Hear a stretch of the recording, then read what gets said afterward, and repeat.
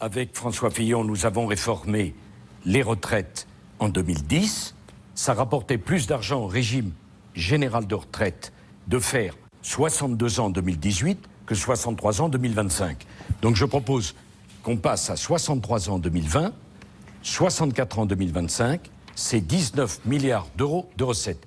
J'ajoute que notre régime est aujourd'hui équilibré pour la seule raison que nous avons fait la réforme des retraites de 2010. Je propose par ailleurs de calculer les retraites du public exactement comme le privé Alain Juppé, et de supprimer tous les régimes spéciaux de retraite. Alain Juppé sur les retraites. La réforme des retraites est un signal majeur de crédibilité de la réforme économique en France. Je voudrais rebondir sur l'affaire de Maastricht. Moi, si je veux diminuer les déficits, c'est pas pour Maastricht, c'est pour mes enfants.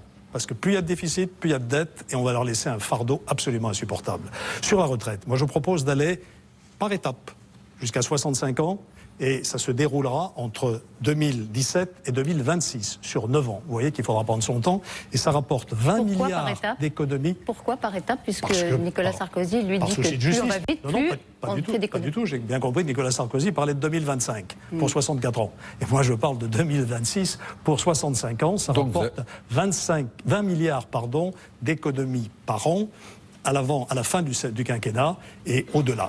C'est une des mesures phares pour réaliser le programme d'économie global.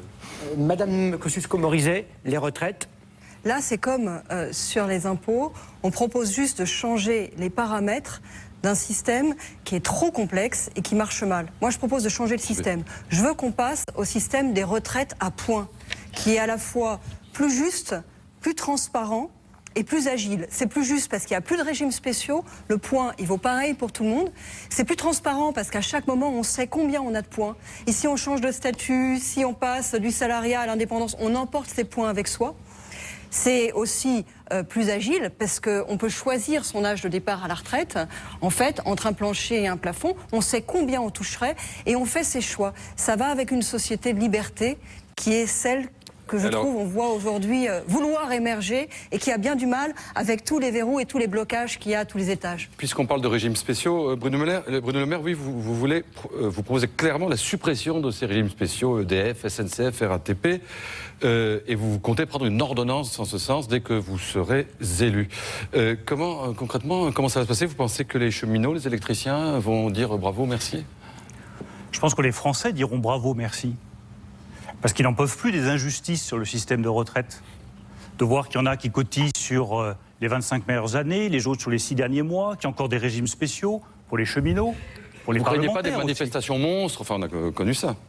Pour les parlementaires aussi. Donc il faut supprimer tous les régimes spéciaux.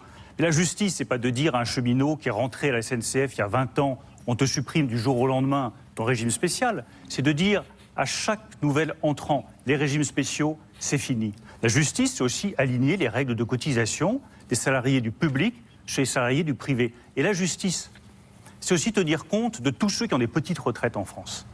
Tous ceux qui soient agriculteurs, artisans, qui ne s'en sortent pas avec leur petite retraite. Moi, je propose une augmentation du minimum retraite pour que toutes ces personnes qui ne s'en sortent pas aujourd'hui puissent s'en sortir demain.